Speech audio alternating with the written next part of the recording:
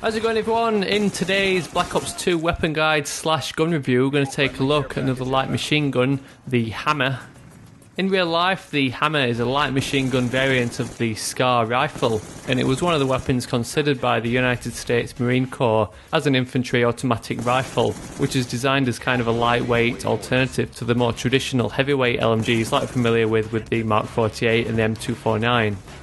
Its place in game is also very similar. In Black Ops 2 we've got those two more authentic LMGs, those big heavyweights that's supplied by that huge box magazine. Or we've got the likes of the HAMR and the QBB LSW, which I've always said are more like assault rifles on steroids. So this HAMR light machine gun that we're going to take a look at today is kind of like the big brother to the SCAR H from the assault rifles, but with one cool little twist as we'll look at in this guide. So let's get started and take a look at some of the HAMR's general features. Damage figures weigh in at 40 to 24, which equates to a 3 to 5 shot kill, but it's worth mentioning that that 5 shot kill doesn't come into effect until beyond 75 meters, so in most cases in game you're going to be looking at a 3 to 4 shot kill with this weapon. Recoil for the LMGs in Black Ops 2 is pretty low across the board, and as you can see by the sample spread diagram, the HAMR only very slightly strays off target. And with this weapon being based on that SCAR rifle, you'll see some similarities in its iron sights. So moving on, let's take a look at some more detailed stats for the HAMR in Black Ops 2. Being one of the more lighter weight LMGs, its magazine weighs in at 75 rounds as opposed to that full 100 rounds from those box mag fed weapons. You can boost that magazine up to the full 100 rounds with extended clip, but 75 rounds is more than enough than you'd need in any one gunfight. I talked about a cool little feature of the HAMR in the intro of this video, and that cool little feature comes in as part of its fire rate. The prolonged fire rate for this weapon is 625 rounds per minute, but you'll notice when you open fire that the first 7 rounds fire much faster at 937 rounds per minute. This is a cool little feature that can make this weapon pretty good when using it with a run and gun playstyle.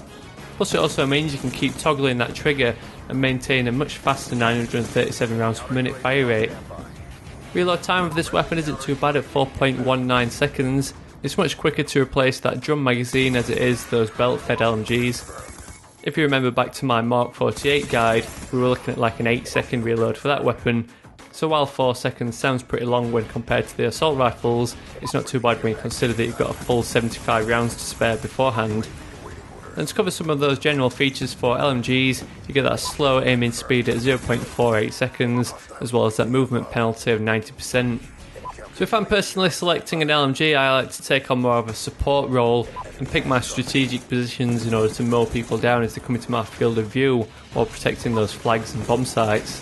But if you're not keen on that more newbie or camping playstyle, then the HAMR might just be the LMG for you.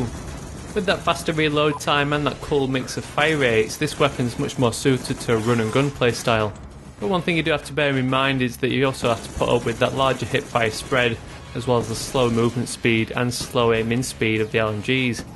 When you consider that the SCAR H from the assault rifles also weighs in with the same damage figures, it does make you wonder why bother choosing this weapon over the SCAR H.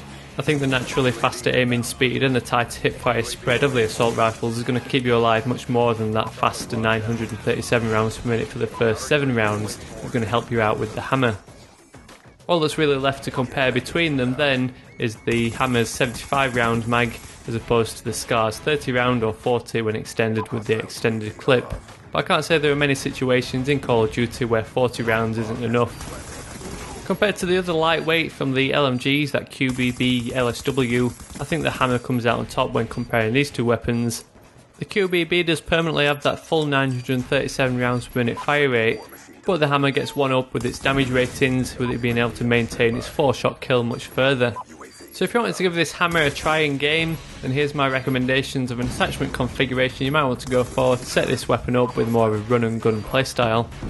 The major disadvantage with those LMGs is that slow aim-in speed, so the first attachment we're going to want to go for is that quick draw handle. If you're trying to run and gun with an LMG without the quick draw handle, you're going to be at a real disadvantage, and while you're still going to lose out in one-on-one gunfights even with the quick draw handle, it's going to at least make you more competitive.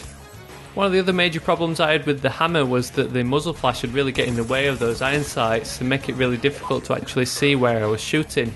So next up we'll go with the suppressor to help minimise that muzzle flash, and it's also going to help us stay alive by keeping us off the radar. With this weapon having such a good 4-shot kill range, it makes it a good candidate for a suppressor, since you're not going to be suffering from too much damage drop off. Then a final attachment which is going to boost your performance in close range engagements and make it easier to go on more of a run and gun playstyle is the adjustable stock. This attachment is going to allow you to aim in before walking around a corner, so you're then all primed and ready to open fire without having to put up with that slow aim in speed even with the quick draw handle. So all in all, this weapon's one versatile LMG. That 937 rounds per minute fire rate for the first 7 rounds is going to help you stay alive in close range encounters.